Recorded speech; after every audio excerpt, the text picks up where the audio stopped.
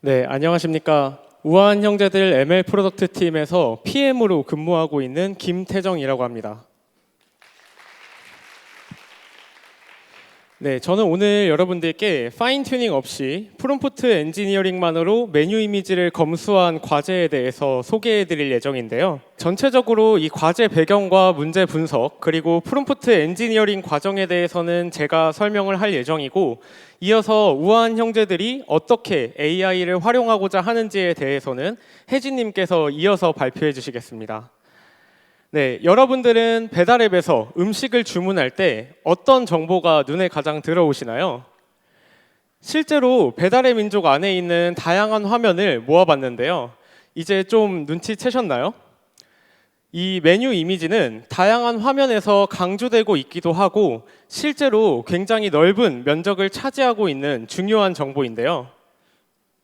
실제로 배달의 민족을 이용하는 고객분들께 메뉴 이미지가 가게를 결정하는 중요한 요소인지 여쭤보았을 때 10분 중에 9분 이상이 실제로 중요한 정보라고 답변해 주셨습니다. 배달의 민족도 이에 맞게 기존의 가게 중심이던 리스팅 방식에서 점차적으로 메뉴가 강조되는 메뉴 중심의 리스팅 방식으로 변화해 가고 있는데요. 그렇다면 이 메뉴 이미지들은 어떻게 등록되고 있을까요? 아마 여기 계신 분들은 이 서비스가 되게 생소하실 수도 있을 것 같은데, 배달의 민족에 입점한 사장님들은 이 셀프 서비스를 통해서 고객 관리, 가게 메뉴, 그리고 광고 등 가게를 관리하기 위한 다양한 서비스를 활용하고 계십니다.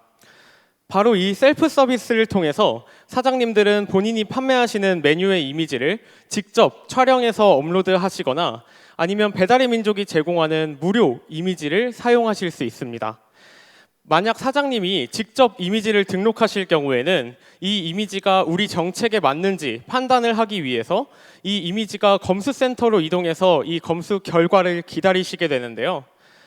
하루에 약 1만 건 이상의 이미지가 인입되다 보니 이 검수 시간이 굉장히 오래 걸린다는 문제가 있었습니다.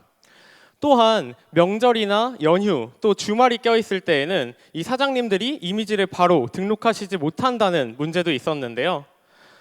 오래 기다렸음에도 불구하고 지금 보이는 장표 이미지와 같이 단순히 텍스트로 안내되는 사유 때문에 배달의 민족 이미지 정책 자체를 이해하기 어렵다는 문제도 있었습니다. 그래서 저희는 이 문제를 해결하기 위해서 이 배달의 민족 메뉴 이미지 반려 기준을 한번 살펴보았는데요. 지금 보이시는 이미지처럼 굉장히 다양한 정책들이 있는 것을 알 수 있습니다. 그런데 이 다양한 정책들을 보면서 예를 들어 새롭고 특이한 음식은 그 이미지 종류가 그리 많지 않을 수 있고, 또 그릇이 아니라 도마에 또는 호일 위에 옮겨진 음식들은 그 데이터가 적기 때문에 저희가 기존의 그 태스크 스페시픽한 모델을 파인 튜닝하기에는 굉장히 어려운 부분이 있었습니다.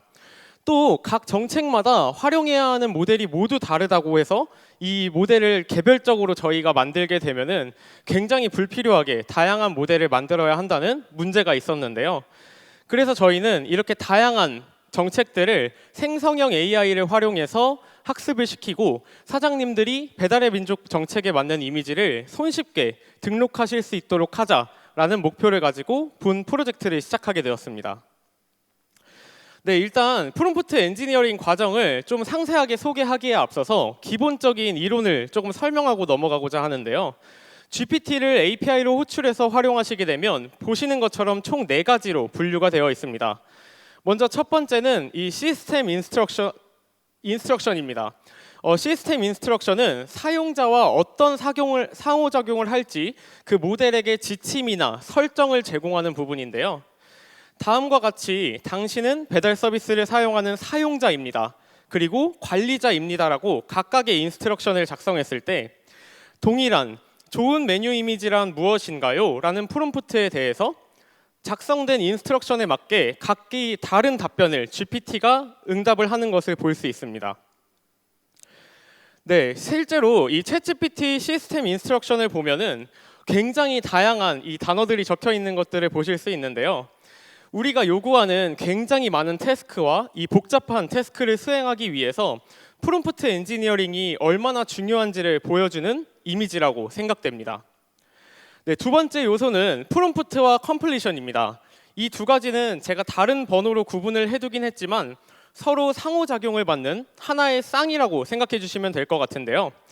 프롬프트는 말 그대로 응답을 생성하기 위해 입력으로 받는 정보를 의미하고 컴플리션은 프롬프트를 기반으로 생성된 응답을 의미합니다. 예를 들어 다음과 같은 이미지에 대해서 이미지 속에 음식이 보이나요? 라는 말과 화질이 선명한가요? 라는 의도를 담은 프롬프트를 작성하게 되면 내가 작성한 이 컨텍스트에 맞게 GPT가 답변하는 모습을 볼 수 있습니다. 마지막은 파라미터입니다. 파라미터는 모델의 응답을 우리가 원하는 방식으로 최적화하기 위한 수치적인 값들을 의미하는데요. GPT를 사용하게 되면 주로 이 세 가지 값들을 활용하게 됩니다. 먼저 이 맥스 토큰은 모델이 생성할 수 있는 응답의 최대 토큰을 의미합니다. 여기서 토큰을 조금 더 자세히 설명하면 언어 모델이 텍스트를 이해하고 생성하는 기본 단위를 의미하는데요. 우리는 Hello, Welcome to 우아콘이라는 문장을 4개의 단어로 인식하게 되지만 이 모델은 다음 블럭 쳐져 있는 모습과 같이 7개의 토큰으로 나누어서 이해하는 것을 볼 수 있습니다. 나중에 실제로 이 프롬프트 엔지니어링을 하실 때 이 오픈 AI에서 제공하는 웹앱 토큰아이저 또는 틱토큰 패키지를 활용해서 내가 활용하고 있는 프롬프트의 토큰을 정확하게 계산해 보실 수도 있습니다. 두 번째는 템퍼러처입니다. 템퍼러처는 모델 출력의 무작위성을 제어하는 값인데요. 이 수치가 낮을수록 모델이 굉장히 확률이 높은 단어만 선택을 하게 되면서 결정론적인 결과를 반환하게 되고 수치가 높아질수록 모델의 무작위성이 증가하게 되면서 굉장히 다양하고 창조적인 결과를 반환하게 됩니다. 때문에 사실에 입각한 질의응답이나 요약 등은 수치를 낮춰서 활용하고 또 창조적인 글쓰기가 필요한 경우에는 해당 수치를 높여서 활용하시는 것이 도움이 될 수 있습니다. 세 번째는 타피입니다. 이 핵 샘플링 기법이라고 알려진 누적 확률 분포 샘플링은 내가 모델이 가장 가능성이 높은 단어부터 내림차순으로 정렬을 했을 때 내가 설정한 누적 확률까지의 단어만을 선택하는 방식입니다. 이도 아까 말씀드렸던 템퍼러처와 비슷하게 모델의 결정성을 결정하는 값이기 때문에 원하시는 태스크에 맞춰서 해당 값들을 조정해서 사용하시면 되겠습니다. 네, 이 외에도 굉장히 다양한 파라미터 값들이 있는데요. 사용하시는 모델 그리고 사용을 원하시는 태스크에 따라서 각 값들을 선택해서 활용하시면 됩니다. 네, 이제 다시 저희 메뉴 이미지 반려 정책으로 돌아가서 생각을 해보면 지금 여기 적힌 것처럼 굉장히 다양한 정책들이 작성되어 있는데요. 이 말로만 작성된 정책들을 우리 GPT가 사람처럼 이해하고 수행할 수 있는지 챗GPT를 활용해서 먼저 프로토타이핑을 시도해봤습니다. 네, 인위적으로 합성된 요소가 있나요? 그리고 음식의 조리가 완료된 상태인가요? 라는 이 프롬프트에 아래처럼 우리가 원하는 대로 응답하는 것들을 볼 수 있었는데요. 여기서 굉장히 중요한 점은 GPT가 단순히 내 의도에 맞게 결과를 내보냈다는 것이 아니라 이미지 속의 음식과 배경이 구분되어 음식만 따로 떼어내서 합성된 것처럼 보입니다. 또는 이미지 속에 랩으로 덮여 있는 것으로 보아 지금 조리가 끝나지 않았을 가능성이 높습니다 와 같이 이 이미지의 맥락을 이해하고 그 맥락을 근거로 답변을 만든다는 것입니다. 그래서 저희는 이 시스템 인스트럭션과 프롬프트, 파라미터를 가지고 프롬프트 엔지니어링을 시작하게 되었습니다. 가장 먼저는 이 GPT가 해야 할 정책들 그리고 해야 할 지침이 무엇인지를 시스템 인스트럭션에 작성하고 파라미터는 그냥 기본적으로 설정된 값을 활용해 보았는데요. 다음과 같이 아무 문제가 없어 보이는 이 이미지들에 대해서 제 예상과는 다르게 두 이미지가 모두 올바른 음식임에도 불구하고 정책을 위반한다는 답변을 얻을 수 있었습니다. 이 이유는 제가 정책 자체를 음식과 관련이 없는 이미지입니다 라고 부정적으로 작성했는데 위에 있는 시스템 인스트럭션에도 정책에 위반하는 번호를 선택하라고 기존에 작성했기 때문에 이 의미상 오류가 발생했던 것이었습니다. 때문에 이런 의미상 오류가 없도록 프롬프트를 수정해 나가면서 또 문제가 없는 2개의 이미지를 넣어봤는데요. 이번에도 제 예상과 다르게 좌측은 이 스무디의 질감 자체가 흐릿한 것인데 그걸 보고 이미지가 깨져 보인다고 판단하고, 또 우측에 패키징에 적혀있는 이 글씨가 불필요한 정보라고 정책을 선택하는 모습을 볼 수 있었습니다. 이를 위해서 이 프롬프트 정책 자체를 굉장히 구체화해가면서 조금 더 세분화하는 작업들이 필요했는데요. 기존에 그냥 불필요한 정보가 담겨 있습니다 라고 GPT한테 부탁을 하게 되면 이 불필요한 정보의 영역이 어디까지인지 우리도 사실 이해하기 힘든 부분이 있습니다. 때문에 전화번호, SNS 아이디 또는 특정 개인을 추정할 수 있는 개인정보가 포함되어 있다라는 식으로 이 정책들을 점점 더 구체화하는 작업들이 필요했는데요. 정책들을 구체화함과 동시에 이 GPT한테 작성된 정책이 실제 유관부서와 지속적으로 이 싱크를 맞추면서 GPT와 우리가 이해하고 있는 이 정책의 범위가 맞는지를 협의하는 것들이 굉장히 중요했습니다. 네, 그 다음으로는 이렇게 문제가 있어 보이는 이미지들을 넣어봤는데, 이번에는 또 이미지에는 음식이 올바르기 때문에 선택한 정책이 없고, 이미지에 간장치킨이라는 글씨는 있지만 이건 개인정보가 아닙니다 라는 답변도 얻을 수 있었는데요. 저희는 이 합성 연출 왜곡이라는 정책을 가지고 합성이나 편집 효과가 인위적이고 과도하게 왜곡된 이런 이미지들을 의미하는구나 라고 생각을 넓힐 수 있지만, 사실 이 안에는 인위적으로 이렇게 텍스트를 합성한 이미지, 또 여러 장의 사진을 콜라주한 이미지, 그리고 비현실적인 외열로 왜곡된 이미지 등 GPT가 이 이미지들을 이해하기 위해서는 조금 더 구체적인 정책들이 필요했습니다. 그래서 이런 다양한 케이스를 대응하고 정책 간의 맹점이 없도록 저희가 가지고 있는 정책을 GPT한테는 조금 더 세분화시켜서 이 프롬프트 엔지니어링을 하는 과정들이 필요했습니다. 네, 그렇게 다양한 프롬프트 엔지니어링을 거쳐서 또 이렇게 아무 문제가 없는 음료와 간장 소스를 넣었는데, 네, 음료는 음식이 아니기 때문에 위반하고 그 소스도 음식이 아닙니다 라고 판단하는 이런 결과들도 있었습니다. 그래서 이런 부분들을 수정하기 위해서 저희가 수많은 프롬프트를 수정하면서 약 100개에 가까운 이런 수정 과정을 거칠 수 있었는데요. 이렇게 엔지니어링을 지속적으로 하면서 느끼게 된 거는 이 프롬프트 엔지니어링이 단어 하나까지 신경 써야 하는 굉장히 세심하고 섬세한 영역이고, 또 문제 상황에 맞게 각 태스크들을 최적화하기 위한 방법들을 찾아나가는 과정이라는 생각이 들었습니다. 그리고 결론적으로는 우리가 정책을 이해하듯이 GPT와 상호작용하면서 이 GPT에게 내 생각을 이해시켜가는 과정이라는 결론에 도달할 수 있었습니다. 이렇게 어느 정도 프롬프트 엔지니어링을 거쳐서 이제 쓸만한 그 GPT가 생겼다라고 생각을 하던 시점에 실제로 이 응답을 우리가 서비스에서 안정적으로 활용하려면 또 다른 문제들을 해결해야 했는데요.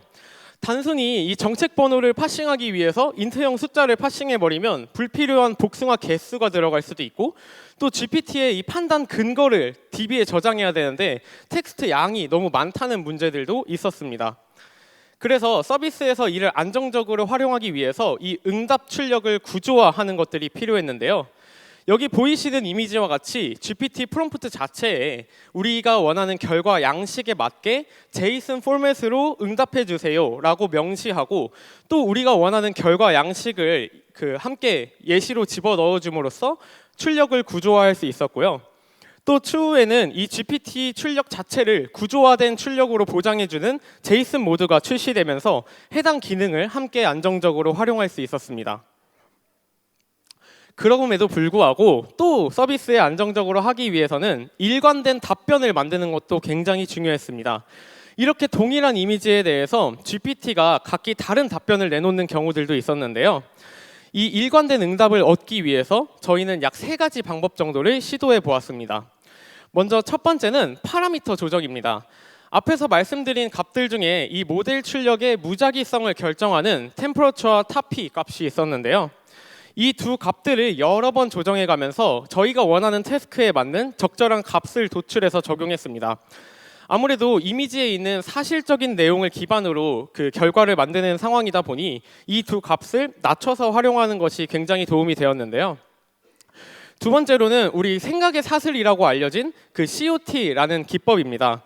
해당 기법은 단순히 한 번에 GPT한테 내가 원하는 프롬프트를 다 집어넣고 응답을 얻어내는 것이 아니라 먼저 이 이미지를 보고 이미지 속의 상황이 어떤지를 설명하게 만든 뒤에 GPT 스스로 설명한 내용과 이미지를 한꺼번에 활용해서 다시 한번 응답을 내놓을 수 있도록 하는 과정입니다. 해당 방법은 이 전체적인 일관된 답변을 만드는데 굉장히 유의미했습니다. 마지막은 앙상블 기법입니다. 이 앙상블 기법은 다르게 조정된 파라미터를 가진 이 모델들에게 동일한 태스크를 여러 번 요청한 뒤에 과반수, 즉 다수결로 선택된 이 응답만을 우리가 선택하는 방식입니다. 해당 방식도 전체적으로 이 서비스를 안정적으로 운영하는 데 매우 좋은 방법이었는데요. 아무래도 저희는 주어진 예산 내에서 효과적인 방법들을 선택해야 했기 때문에 앞에 있는 두 가지 방법들을 사용할 수 있었습니다. 하지만 이렇게 효과적인 방법을 선택했음에도 불구하고 여전히 GPT를 호출하는 비용은 그리 저렴하지 않았는데요. 그래서 저희는 이를 보다 효율적으로 활용할 수 있는 방법이 없을까 또 고민하게 되었습니다. 기존에는 이렇게 한글로 작성된 프롬프트가 약 77 토큰이라고 가정을 했을 때 이를 단순히 영어로 번역을 해서 적용하는 것만으로도 굉장히 토큰이 최적화되는 효과들이 있었는데요. 의미는 그대로 유지한 채 이 영어로 토큰을 작성하면서 GPT-4 기준으로 약 1.7배 최적화되는 효과도 있었고 또 이를 통해서 응답 시간 자체가 굉장히 감소되는 효과까지 얻을 수 있었습니다. 여기서 이 레이턴시라는 개념은 모델이 우리 사용자의 프롬프트에 대한 전체 응답을 완료하는 데 걸리는 시간을 의미합니다. 즉 저희 서비스 내에서는 사장님들이 화면 안에서 검수를 기다려야 하는 시간이 될 수도 있는데요. 이를 최대한 단축하기 위해서는 이 인풋으로 넣는 토큰 자체를 굉장히 줄이는 것도 중요하지만 모델 자체가 불필요한 출력을 오랫동안 만들어내지 않도록 이 출력을 최적화하는 것들이 훨씬 더 중요했습니다. 또한 이게 실제로 서비스에 나가기 위해서 실제로 해당 과제를 함께 진행한 배민 메뉴 시스템 팀과 디자인 팀 분들과 함께 이 사장님들이 검수 화면에서 기다리실 수 있도록 퍼센트를 보여준다든지 아니면 영업에 필요하신 다양한 좋은 콘텐츠들을 제공함으로써 이런 UI, UX를 통한 최적화도 진행할 수 있었습니다. 네, 그렇게 다양한 과정을 거쳐서 기존에 작성되었던 초기 프롬프트는 굉장히 다양한 방법들을 통해서 개선될 수 있었는데요. 먼저 시스템 인스트럭션에는 주어진 입력 데이터에 대해서 미리 암시를 해주고 또 부정적인 표현들이 이중부정 표현이 되지 않도록 삭제해주는 부분도 적용했습니다. 또한 GPT가 전체적으로 어떤 행동 지침을 가지고 이 검수를 진행해야 되는지 지침을 작성할 수 있었고 파라미터 값들 같은 경우에는 저희 서비스에 맞는 값들로 이 값들을 조정하고 출력의 안정성을 보장하기 위해서 제이슨 모델을 활용하기도 했습니다. 마지막으로 프롬프트 영역에서는 우리가 해야 하는 요구사항을 태스크 단위로 분리해서 적용하고 또 빠른 응답을 위한 조건도 추가했습니다. 그리고 앞에서 말씀드린 것처럼 구체적이고 세분화된 정책 항목들을 적용하고 마지막에는 우리가 원하는 응답 예시까지 제공함으로써 이 프롬프트 엔지니어링을 어느 정도 완성할 수 있었습니다. 네, 그런데 5월 13일 제가 아직도 이날을 잊지 못하는데요. 세상에 되게 어마어마한 GPT-4 옴니라는 동생이 등장을 하게 됩니다. 해당 모델은 GPT-4 터보 대비해서 연산 속도도 빠르고 레이턴시도 굉장히 감축되었으며 멀티모달 기능까지 향상되고 또 제가 앞에서 굉장히 많은 노력을 들였던 이 토큰 효율화와 호출 비용이 감소하는 효과가 있었는데요. 사실 저희 입장에서는 이 더 똑똑하고 빠르고 또 값싼 동생을 쓰지 않을 이유가 없었기 때문에 기존에 작성된 프롬프트를 가지고 동일한 태스크를 한번 수행시켜 봤습니다. 그런데 여기 보시는 이미지와 같이 기존에 사용하던 GPT-4 비전과 이 4 옴니가 각기 다른 판단을 하는 것들을 볼 수 있었는데요. 그래서 저희는 새롭게 사용하는 모델에 맞도록 프롬프트를 한 번 더 튜닝하는 과정도 거치게 되었습니다. 네, 이렇게 지금까지 적혀있던 이 다양한 정책들을 GPT를 가지고 어느 정도 해결한 시점에 여전히 GPT로만 해결하기에는 다소 어려운 것들이 있었는데요. 바로 첫 번째는 정확한 오브젝트 디텍션을 하기 어렵다는 것이었습니다. GPT-4 비전이 처음 등장했을 때 함께 발표된 연구 논문에 따르면 지금 우측에 보이시는 이미지와 같이 객체를 어느 정도 잘 인식하고 해당 객체를 감싸는 이 바운딩 박스를 잡는 것을 보실 수 있는데요. 배달의 민족 이미지 정책상 이렇게 그릇이 이 영역 안에 조금이라도 잘리지 않고 온전히 들어와 있는지를 판단하는 것들이 필요했습니다. 때문에 이 GPT를 가지고 어느 정도 바운딩 박스를 잡을 수 있음에도 불구하고 저희의 요구사항에 맞추기 좀 어려운 부분들이 있어서 저희는 팀 내에 있는 DS분들과 협업해서 이 주요한 포그라운드 음식 객체만을 정확하게 핏하게 오브젝트 디텍션을 할 수 있도록 파인 튜닝을 진행했습니다. 해당 모델에 대해서는 이 발표장 앞에 있는 AI 부스에서도 확인하실 수 있습니다. 두 번째 문제는 바로 저작권과 관련된 문제였습니다. GPT는 특정 시점까지만 학습된 데이터로 GA가 되는 모델이다 보니까 곰돌이 푸의 저작권이 문제가 없다는 사실은 알 수도 있겠지만 하츄핑의 저작권이 문제가 된다라는 사실은 아마 알기 어려울 것입니다. 때문에 이렇게 사람의 확인이 한 번 더 필요한 정책들에 대해서는 AI 검수로 바로 끝내는 것이 아니라 추가 검수로 사람이 한 번 더 확인할 수 있도록 프로세스를 분기하였습니다. 네, 이렇게 굉장히 다양한 과정을 통해서 이 배민 셀프 서비스 내에 이미지 AI 자동 검수 기능을 오픈할 수 있었는데요. 이 가운데 보시는 이미지와 같이 사장님들께 조금 더 이미지를 포함해서 상세적인 사유를 안내해 드릴 수 있게 되었고, 또 기존 검수 시간과 대비해서 99.98% 단축할 수 있는 효과도 얻을 수 있었습니다. 네, 이렇게 굉장히 많은 프롬프트 엔지니어링을 진행하면서 사실 이 프롬프트 엔지니어링이라는 과정 자체가 굉장히 세심하고 단어 하나까지 선택을 잘 해야 한다는 것도 알 수 있었지만 이 프롬프트 엔지니어링이 올바르게 잘 되기 위해서, 즉 GPT가 내가 가진 생각을 올바르게 이해시키기 위해서는 앞단에 있는 문제를 정확하게 정의하고 해당 문제들을 분석해서 어떻게 GPT한테 이 근거들을 찾아낼 수 있을지 이해시키는 과정들이 더 중요하다는 결론을 얻을 수 있었습니다. 네, 지금까지 제가 이제 프롬프트 엔지니어링 과정에 대해서 전반적으로 소개를 해드렸는데요. 이어서는 혜진님께서 앞으로 우아한 형제들이 이 AI라는 기술들을 가지고 또 어떻게 일하고자 하는지 이어서 설명해 주시겠습니다. 감사합니다. 안녕하세요. 우아한 형제들 ML 프로덕트 팀 오혜진입니다.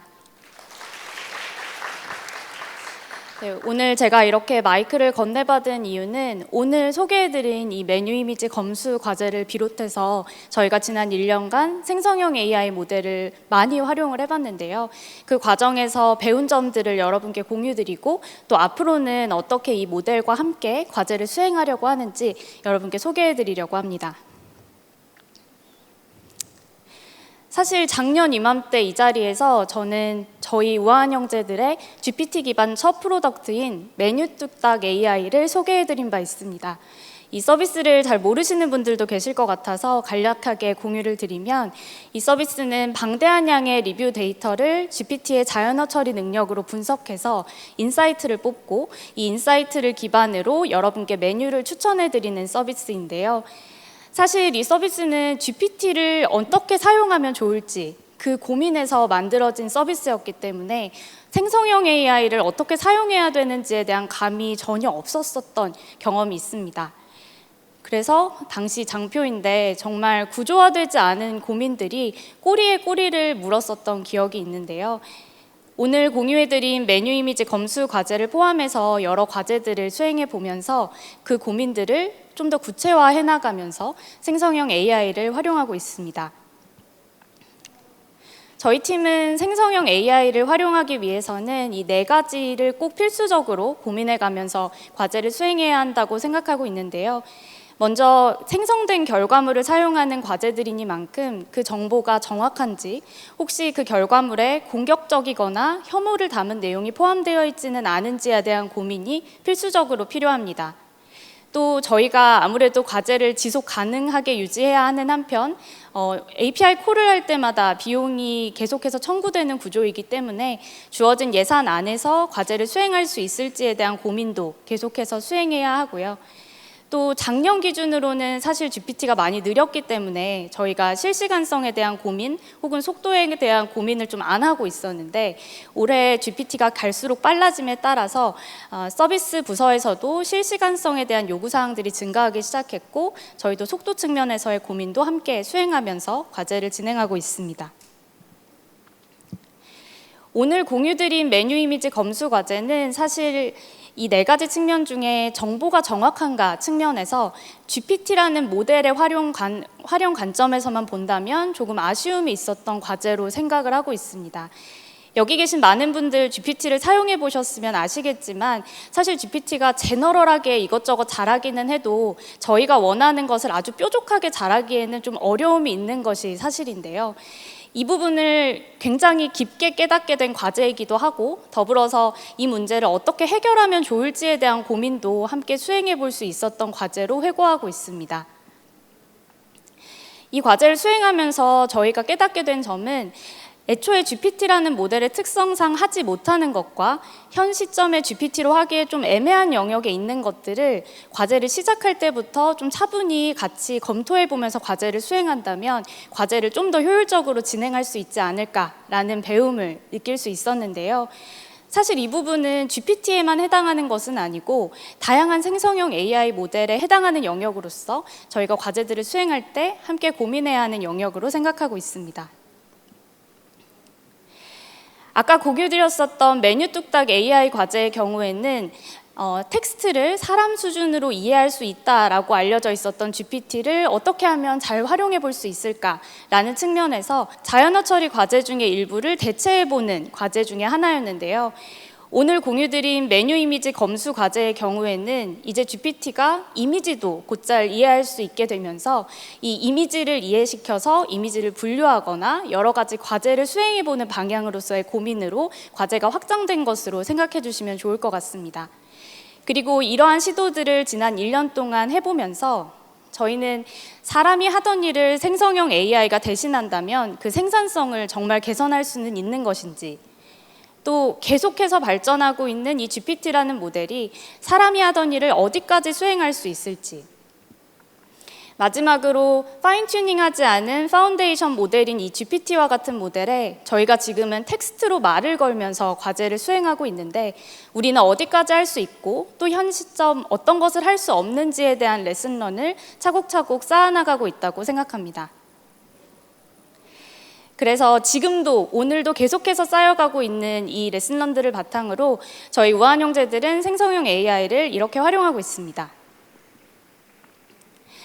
풀고 싶은 문제들이 있고 그 문제풀이 방식을 고민하는 과정에서 AI 기술을 활용하기로 했다면 저희는 과제를 고민하는 초반에 혹시 생성형 AI를 활용할 수 있을지를 함께 고민하고 있습니다. 특히 프롬프트 엔지니어링만으로 문제 해결이 가능할지도 고민을 하고 있는데요. 많은 분들이 비정형 데이터 기반 문제를 풀면서 느끼실 만한 점이지만 사실 모델링 측면에서 어려움이 있는 것도 있고 또 굉장히 방대한 데이터셋을 모아야 한다는 어려움이 있기도 합니다. 그래서 저희는 이 부분을 혹시 프롬프트만으로 해결할 수 있을지를 고민하는 과정을 거치고 있고 오늘 태정님이 공유해 주신 메뉴 이미지 검수 과제도 그 가능성을 살펴봤던 과제라고 생각해 주시면 좋을 것 같습니다. 그리고 저희가 만약에 좀 더 정확한 정보를 기반으로 정보를 생성해야 한다면 요즘 많은 분들이 사용하고 계실 이런 방법들을 활용하고 있기도 합니다. 하지만 오늘 공유해드린 메뉴 이미지 검수 과제와 같은 경우 이런 방법들만으로 문제를 해결하기는 좀 어려움이 있는데요. 그래서 저희는 한 부서에 함께 존재하는 데이터 사이언티스트 분들과 함께 머리를 맞대고 머신러닝과의 하이브리드 접근을 통해서 좀 더 정확성이 높은 결과물을 만들기 위해 노력하고 있습니다. 최근 GPT가 텍스트는 물론이고 이미지에 대한 파인튜닝 기능도 제공을 하기 시작했는데요. 저희도 좀 활용을 해봤는데 굉장히 재미있는 경험들을 해보고 있습니다.